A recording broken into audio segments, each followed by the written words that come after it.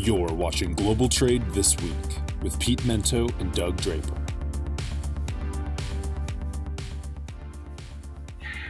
Welcome to another edition of Global Trade This Week. My name is Doug Draper. I'm one half of the team that brings you some good fodder and hopefully some educational material on our wonderful supply chain and logistics industry. But I'm only half. The other half of the tag team is my good friend, Mr. Pete Mento, who has been thawing out from some wicked cold up in the Northeast. So, Pete, how you doing?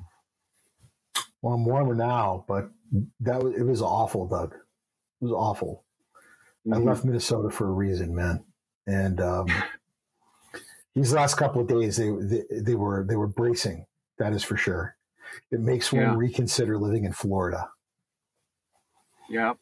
Well, we were talking before the show about the Mount Washington up at, and it was so cold, like another atmospheric pressure came down or something nuts like that. It's made pretty good national news. So cold. Yeah. Very cold. Yeah. Yeah. It was one of those science moments where I had to get someone to send me a YouTube video to explain it to me. So yet again, the internet teaches me something. Thanks, internet. But yeah, I learned something from the internet this week on how the stratosphere apparently came down from the winds, but Doug, it was absolutely ridiculous. Yeah, how cold it was. With the wind chill at one point was 40 below, and then again the fact that yesterday it was nearly 50 degrees means that at one point it was almost 70 degrees warmer yesterday than it was the day before. And to me, 70 degrees is that is a pleasant, to me, that is the optimal temperature. So it was almost the optimal temperature warmer than it was the day before. And I think that's just preposterous. Yeah. Yeah. I'll tell you what, it's the extremes. The warmer, it's hotter and hotter in the summer and colder in the winter. So well, you know what, Pete, this show is not about the atmosphere or weather. This show is about global trade, supply chain, logistics, and how it impacts our listeners. So I think that's the best transition I got, man. Yeah. I know that, and God bless you, man. You sent us. You were kind enough to send us your topics first. Yeah. And we kind of have one word, a tag team this week, and that's the M2 Alliance breaking apart. All good things must come to an end. Good being in the eye of the beholder. Over the course of the past couple of years, those of us that had to purchase capacity from this alliance, it was like, trying to buy fresh bread in the Soviet Union. You waited in line, you were hopeful, and you really hoped by the time that you got to the front of the line, there was still bread to buy. And luckily, if you had a relationship, that helped a lot too. It was a brutal couple of years, and that alliance worked out well. But now we're seeing that break down. And from my perspective, I have been saying for quite a while, Doug, that it was only a matter of time before parts of the party of these carriers began to fall apart. And the chumminess of all these carriers kind of getting along turned into them just in the street throwing each other into traffic, and like something out of a spy novel or a mob movie from the 1930s. Like, I'm expecting this to get really ugly, just turning into a knife fight in a closet. Just dudes ice picking each other, metaphorically speaking, of course, because the market is going to get bad, really bad, and they're going to start fighting over customers, and customers are going to start really screwing them into the ground. Because as much as I've been sitting here saying we should have some degree of grace with these ocean carriers, there are a lot of people who remember very well what it was like over the course of the last couple of years when they were dealing with ocean carriers who did anything but show them even a modicum of mercy in what was one of the worst years, couple of years that we've ever seen. So these breakdowns of this alliance, I think you're going to see more complicated breakups of other alliances, and then you're going to start seeing that snapping of relationships, and then the rates go even farther. as they're unable to begin to control capacity, Doug. So stay tuned. It's about to get weird. Yeah. The two things, and that's a good point. The one thing you just brought up that I had not thought about is the impact and the fighting, right? And maybe that's a strong word, but who gets what customer at what level, right? Because we've co-opted our services, so when we peel them apart, who gets what? So a couple things that popped out at me. Number one, this was initially a 10-year agreement, right? It was signed in 2015. So the point was to I'm not that familiar with the 2015 aspect of it, Pete, but it's 10 years. There's lots of things that can change. Business models have changed. So, it's not like it's this immediate cutoff. You said a knife fight metaphorically, and maybe it'll turn into that. But the way I read it is, hey, it was a good run. Time to move in our separate directions. But the key thing here, I was like, well, what's the direction each one is going? So it sounds like from research I've done is MSC has grown in size, and they're kind of doubling down on their fleet and assets. And are they big enough to go it alone? Where Maersk is talking more about growing as an integrated logistics provider. And we've talked and seen that whenever they've looked into investing in aircraft and expanding things beyond just ocean freight. So, I don't think one is either right or wrong. It's just two different directions. It's a good opportunity after 8 years to break it. But there's still 2 years left in the alliance. So there lies the rub, Pete. It's all fine and dandy until you get into the court and you're going through the divorce and everybody gets pissed at each other and things start getting wonky. Yeah. See, that's where my head goes, right? It's like whenever you see these celebrity couples, they're going to gracefully decouple. We're gonna have a loving decoupling, and it's like that song from the 70s. There ain't no good guy, there ain't no bad guy. It's just you and me, and we just disagree. And they're gonna have that one loving embrace, and maybe we'll go to parties together, and it'll be cool. No. They're going to be fighting over who gets Aunt Rhonda's pheasant that they got on the wedding day. And they're going to be arguing over who gets what weekend with the golden retriever they just got last Christmas. It's going to get bad. It's just a question of when, dude. It's just a question of when. These are publicly traded companies that have shareholders who want their money. And they're going to end up going at each other. I mean, it's going to be Burns going, release the hounds at some point. And I'm here for it, dude. I got the warm popcorn. I got the soda water on ice. And I'm going to be blocking off time in my viewing calendar to catch every single second of this season of Game of Containers. I am here for it, dude. I cannot wait.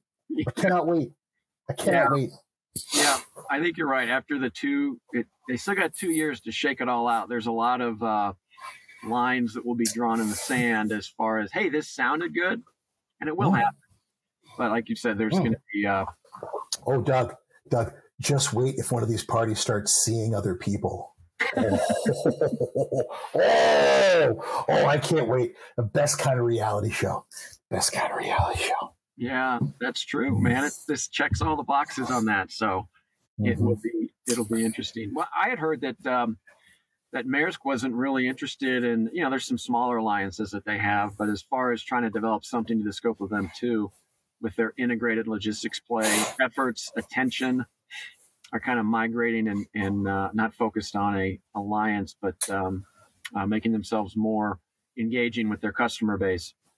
Yeah. I mentioned this in LinkedIn.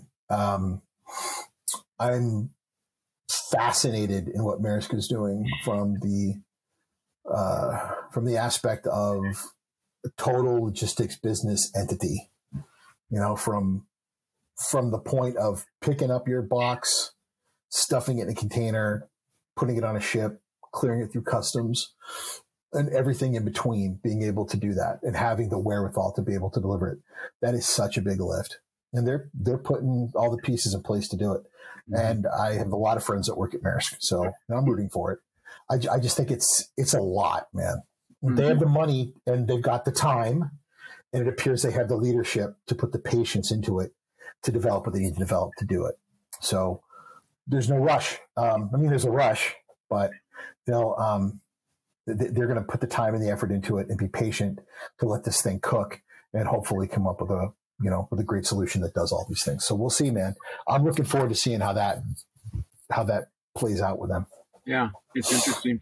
The one thing on the MSC side, and I've always been a fan of this in my career, is providing services to the service provider can be very beneficial, right? And that's kind of the angle that I think MSC is going to, is that, hey, we'll fill our boats with other people's freight and move that, and they're providing services to the service provider, meaning, the 3PLs of the world. I know there's direct contracts out there, but I kind of see that as an angle that could be beneficial for MSC. So there's the flip side. You spoke about Maersk, and that's my take on the MSC. Well, Doug, we talk a lot about supply chain resiliency and having a stable supply chain. And I question how comfortable I would be with handing over too much of my supply chain to one company and saying, hey, Big Blue, from purchase order through payment, I'm trusting you with a significant portion of the movement of my goods. I don't care how financially stable one company is. I'm giving them way too much capture of my supply chain. I'm giving them too much control of the decisions that move my goods and my supply chain from one place to another. And that's just a bit unsettling to me. As opposed to when you talk about an MSC, a CMA, Hapag-Lloyd, who sell services to a service provider, that allows me to have a bigger market basket of providers and to be able to, push that liability amongst a bunch of different groups. Mm-hmm. And when you have these alliances, it at least makes me feel like I've got other business partners who are pushing them to make decisions that are at least in unison, and they're making decisions that are foiling one against the other. And I can use two different carriers, and I can push my credits and liabilities across those two. I don't like having all my eggs in one basket. Mm-hmm. Yeah. It'll be interesting, especially the next 2 years that we both agree on, for sure. Heck yeah, buddy. Yeah. All right. And that brings us to halftime, brought to us by our good friends at Cap Logistics. To learn more about Cap Logistics, please do visit them at caplogistics.com. Mm-hmm. Doug, what do you have for us this week on halftime? Yeah. Thank you. So I saw something this weekend that caught my attention and really made me quite nervous. Is that there's something coming down in 2038. It's been referred to as the 2038 problem, Y2038 or Y2K38. And it's essentially, there's going to be a time formatting bug in computer systems with representing time after 0315 and 7 seconds of the coordinated universal time. So Pete, this is crazy. Here's what's going to happen. The problem exists in a system which measures Unix time, the number of seconds elapsed since the Unix epoch, which started on January 1st of 1970. It stores that in a signal 32-bit integer, and the date time is only capable of representing integers between negative 2.3, blah, blah, blah, blah, blah, blah, blah. I could read another 3 paragraphs on all this. Basically, they say, who cares? It'll be fixed, right? That's 15 years away. I think Y2K, everybody was like, holy shit, 5 years before. And that's going to be 38 years earlier. So I don't really understand integers or Unix time. I barely even understand what the coordinated universal time is. So, all this kind of stuff, it's not going to gain any attention. It'll be a quick little blurb in the media. We'll fix the problem. I'm not that worried about it. People aren't going to really care about it. 11:59 on 1999, the world's going to implode. That is sexy. That's a good story. That hypes people up. Very definitive. People can understand that. I don't understand what 2 to the 31st integer means, and I don't really care. So it's an interesting story, but for the bottom line is we'll fix it. 15 years out, Chat GPT will fix it. Just ask the computer; they'll take care of it. Yeah, Doug, I started thinking about bacon like 20 seconds into your halftime. It was just getting so complicated. That's exactly what I mean. Yeah. I'm a big believer in software designers, and if there's a if there's like a big, huge system-wide problem, there's probably going to be one person who's in a team of a lot of people who is very well compensated to come up with a way to, extrapolate a way to fix all of it with like 5 keystrokes in Excel spreadsheet and like 25, and just like press a button. Yeah. Because I spent way too much time at Wayfair with these engineers who really just wanted to finish their project and go watch, Star Trek Voyager and not have to deal with this problem, or like go play disc golf and smoke a gang of weed and not have to deal with this issue. So I trust in their ability to fix this problem. They're so much smarter than the problem. They will come up with a way to deal with this. So yeah. Yep. Agreed. Okay, my friend, what do you got for your halftime? Yeah. Boy, a Keenan song for you, from Soul Coughing. It's called, Black Helicopters, I believe, on the Songs in the Key of X, songs inspired by the X-Files. Excellent record. Excellent record. So you have, there's a great song by Foo Fighters on there that I believe has not been released anywhere else, but a great album.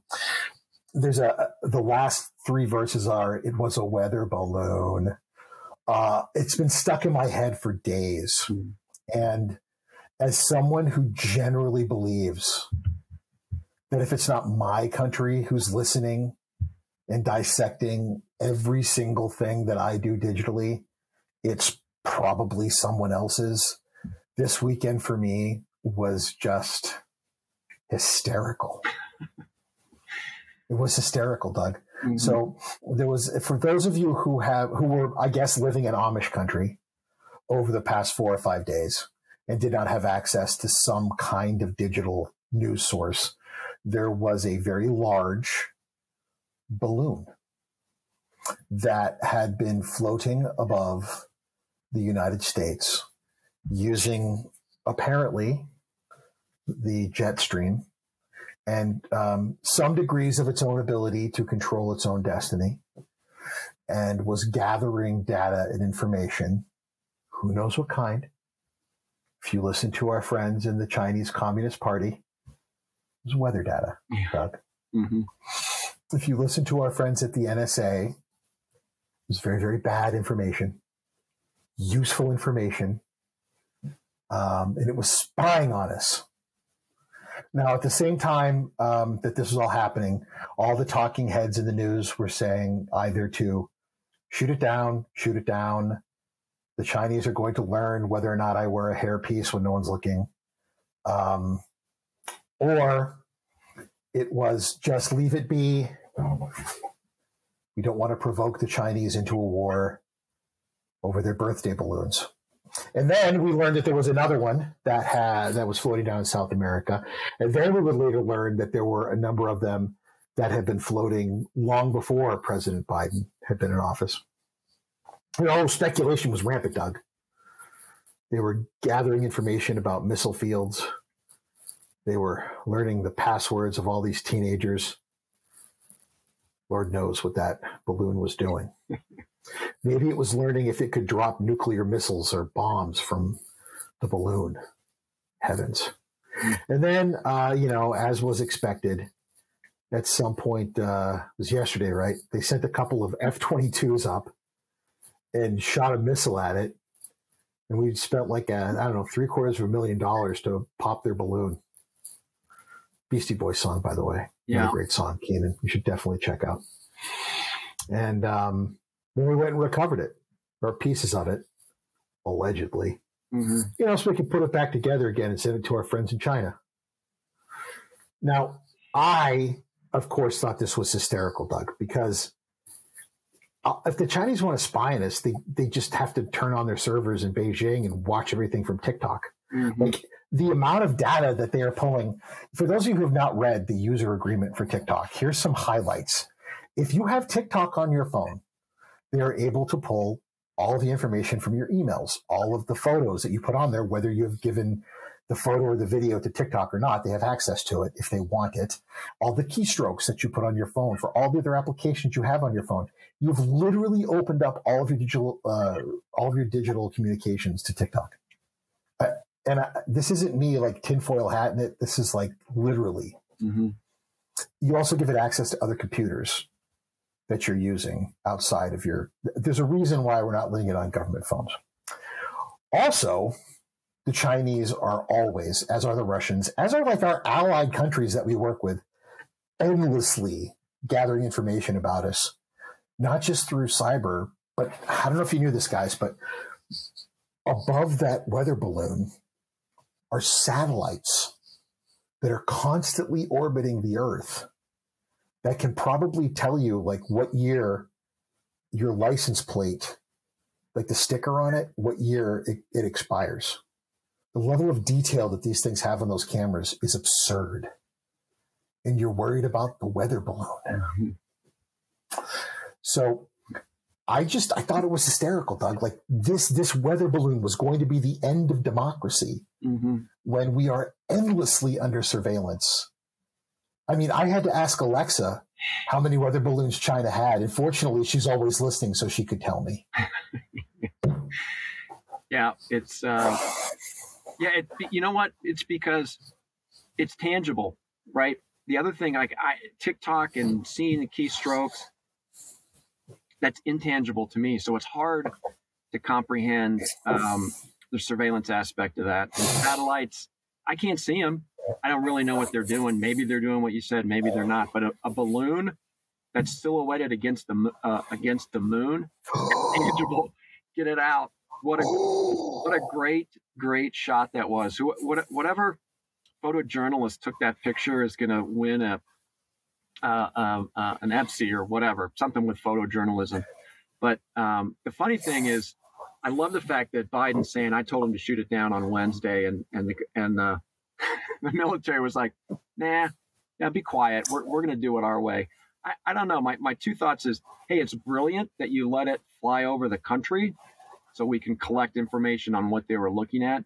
And part of me is like, seems pretty stupid that you let it fly it across the country before you shot it down. And the whole thing about they didn't want to hurt anybody when it comes down, that's a bunch of hooey in my opinion. So I don't know. But the bottom line on this one, Pete, is you're right. Here, look over here. Very tangible. It's a balloon, where the reality is the data and the gathering of information about us, about what we're doing on a daily basis, is so much more prevalent than a balloon. Yeah, I can make it even easier for you, Doug. That there apparently was an argument between the Air Force and Space Force about who was supposed to be shooting it down, over whose jurisdiction it was.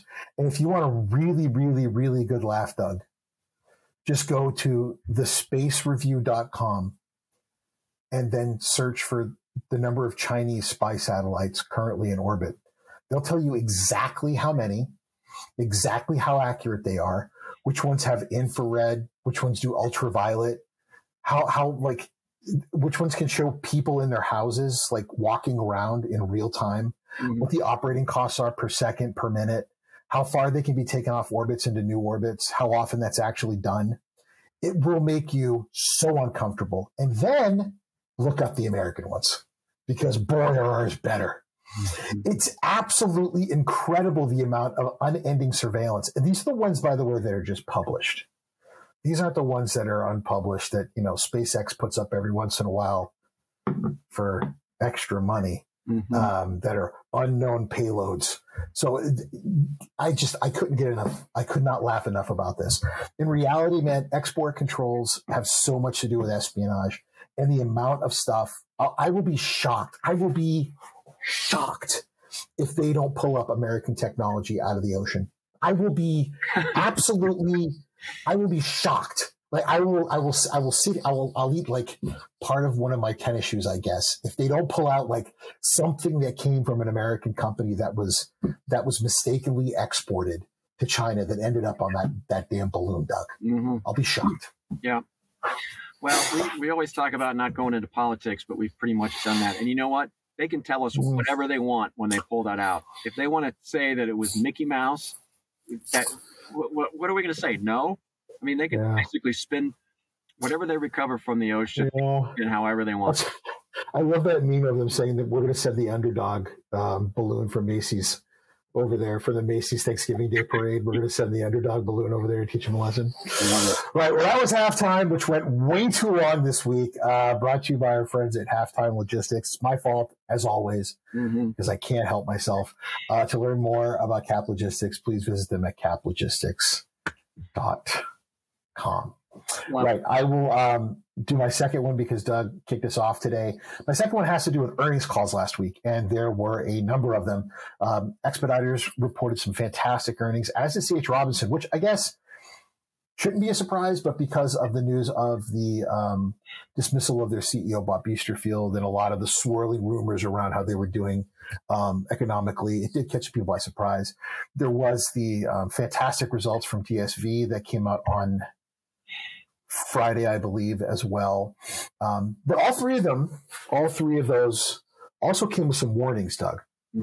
So from C.H. Robinson, there was an affirmation that they were very pleasantly surprised and happy about how their international division had done. But they said that they would be paying close attention to how it did over the course of the next couple of earnings periods. Expeditors also was held close to their chest, saying they're expecting there to be some changes based on changes to the global economic downward pressure. And DSV, like in typical Danish style, just came right out and said, this was a great quarter, but we're getting ready for there to be a change. So you should be getting ready for there to be a change over what's going to be happening over the next couple of quarters. Writing's on the wall, buddy. The global economic winds that have been forcing downward pressure on rates, downward pressure on volumes, downward pressure on consumption. It's hitting our business. We have all been seeing, and Robinson mentioned this as well, they're expecting cuts to costs to deal with profitability. That's going to mean layoffs. It's going to hit our industry. It's going to mean more people being asked to take pay cuts. It's going to be more people being asked to leave, and there being more layoffs. And it's not a surprise. It's just painful because it's going to hit people we know and love, and it's going to mean more reshuffling throughout our industry, Doug. So 2023 and the next few months, it's going to be the spring of our discontent. And let's just hope that we bounce back as quickly as we can. Yeah. Yeah. The one thing on that one, Pete, that struck me is that what's to come is going to be not quite as good as what those earnings reports had been in Q4. So you're right. We're seeing it in the news. Now we'll see it on paper and in the financials, I think, in the next quarter. So I love DSV. I mean, they kind of crushed it a little bit, and they're just flat out. They didn't spin it at all. They're like, here, we did a hell of a job. Kudos. And look out, boys. It's going to be a little bit different in the near. Yeah, it was very honest, right? It was like, listen, we had a great quarter, but we're not going to sit here and say that we're not facing some difficult times ahead. So we'll do what we need to do to take care of our people and our clients. So just, be aware we're going to sell hard. We're going to do the right things. People always talked about how being in logistics you probably heard this right. It was a recession-proof business. I remember always hearing that, like, I work in a recession-proof business, and nobody works in a recession-proof business. And what we're particularly feeling now is so many of us that work in a business where, let's face it, buddy, we overhired. Right? We had to hire a lot of people to deal with just the crushing weight of the logistics infrastructure that couldn't keep up with demand. And now that demand is slowing down, we have great technology that's come into play. We have better processes, and just volume's gone down. So, we're dealing with that, but we'll deal with it, and we'll do okay. So it's just part of how we grow and evolve as an industry. Unfortunately, hey, I got laid off a couple of months ago, and I'm working again. So we'll, just for those of you that it happens to, it's going to get better, and blue skies are ahead. Yeah, I love the positivity. Gotta be. Yeah, I actually have shoes on today. I don't know if you ever heard of a guy named Gary V, right? V. Yeah. I remember that guy. He's like a positivity guy. Yeah. Yeah. Well, I have shoes on, and if I was flexible enough, I'd stick them up here on the camera. They're Gary V shoes, and one shoe says positivity, And the other one says, I can't even see it here. It's something positivity and Non sequitur. Positivity. I don't know, but I'm walking on the concept of positivity, literally on my feet. So I love the whole reason I brought that up is I love your optimism. So nice. So I'm going to end it. We're going back to old school here. We're going to talk about some trucks, right? So a gentleman that I have the utmost respect for, and I had a chance to meet him when he came out to speak at a logistics conference a couple of years ago, is the ATA president and CEO, Chris Spear. He spoke last week to the House Transportation and Infrastructure Committee, which met for the first time this session. And he was basically, he was there along with the other folks representing rail and ocean and others, but I wanted to focus on Chris's take on that. And he talked about the biggest challenges facing the truck industry. So I'm just retelling the things that he spoke about, and we can comment on a few of them or none of them, but I think it's important for our audience to hear them again. First one, congestion, right? And I think one of the takeaways is that, there's a lot of money that the trucking industry puts into the Highway Trust Fund, and which pays for roads and infrastructure. And his take was use it wisely, and don't invest all of it just on fixing the existing infrastructure, but we need to expand it because the roads, the bridges, the throughways are just not big enough, secure enough to handle the growth. There's all kinds of statistics you could look at that talks about the number of the amount of gallons of fuel that are sitting idling, trucks idling. So congestion, that's real. Use the money that the trucking industry generates for the Highway Trust Fund. Use it wisely. The next one, most people wouldn't have thought about this, but if you look every day when you're out driving around, truck parking, people think it's really not that big of a deal. But I guarantee you will see trucks parked in a variety of different ways across our nation, literally on the highways or off ramps or parked in Walmart parking lots or off to the side. So they need to find safe, secure, and well-lit areas. Driver shortage, another big one there was talking about making it interesting and attractive for the younger generation to get behind a truck and move forward. The one that he spoke about that I think is the most impactful is the AB5, and that's defining independent contractors and who they work for out in California. The thing that was underscored is it's a choice. They're not being forced. Independent contractors are not being forced to do anything or work outside of their will. That is their choice. And we've talked about, the last cowboys out there, or the independent truck drivers. So I think that one's most important because it's going to set precedent. California is going to set precedent across the entire country. And I think the one thing that could pop up is unionization if things progress too far and how that would impact.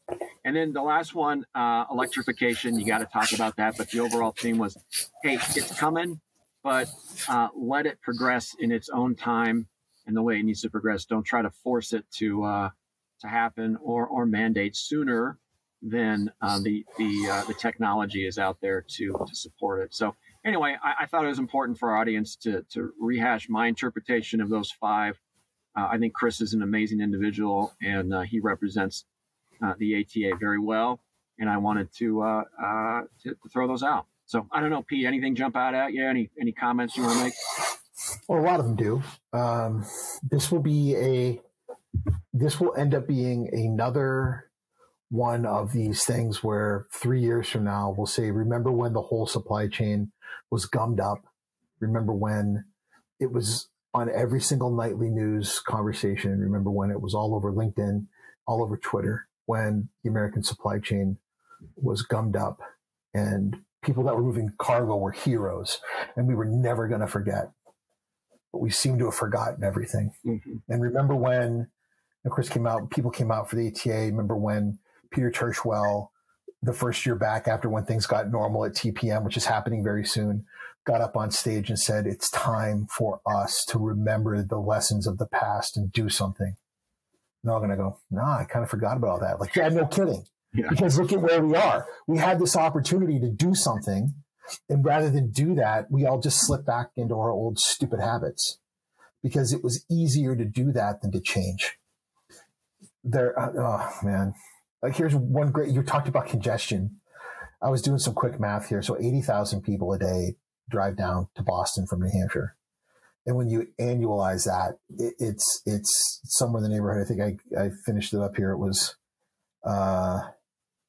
it came out to 40 million trips a year.